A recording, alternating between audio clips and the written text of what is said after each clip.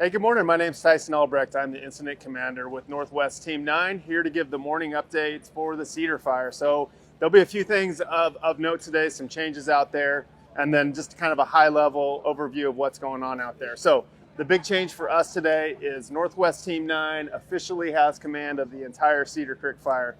We've been broken up into two zones, an east zone and a west zone, until today, with two separate incident management teams managing each of those zones. So today, Northwest Team 9 has command for the entire Cedar Creek fire, and the reports that you'll hear from here on out will address the entire Cedar Creek fire, not those two zones. So that's important to note. That transition between us and the other organization over there went really smooth. We won't miss a beat here in terms of the operations on the ground. So the operations on the ground, what's going on out there? Really across the entire fire, it's very secure out there, but we continue to build that security through patrol and mop up around every division out here. That will continue today.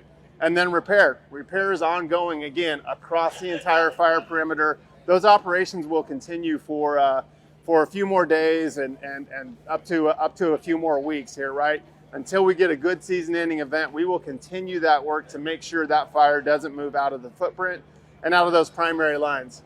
Let's talk a little bit of repair work here. So again, I touched on repair work is going on across the perimeter out here. We're making a lot of progress there, and we'll get done with that work really again in the next week or two. What we're really engaging in now, what we're kind of starting to shift our focus to, is the interior portion of this fire and the road systems and repair work that needs to happen to get this safe so that we can open it back up here in the future. We are starting that work. We're starting to make some progress here on the 24 road and getting a good idea of what that work is.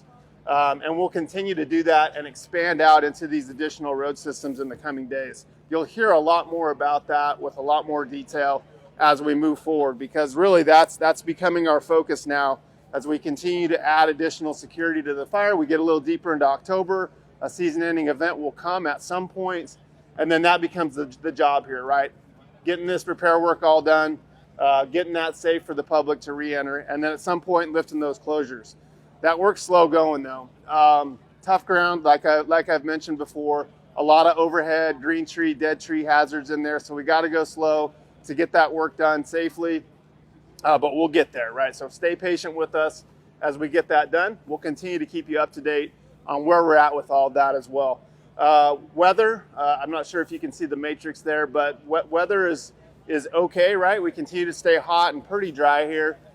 We have a little bit of an east wind event that we're very prepared for tomorrow.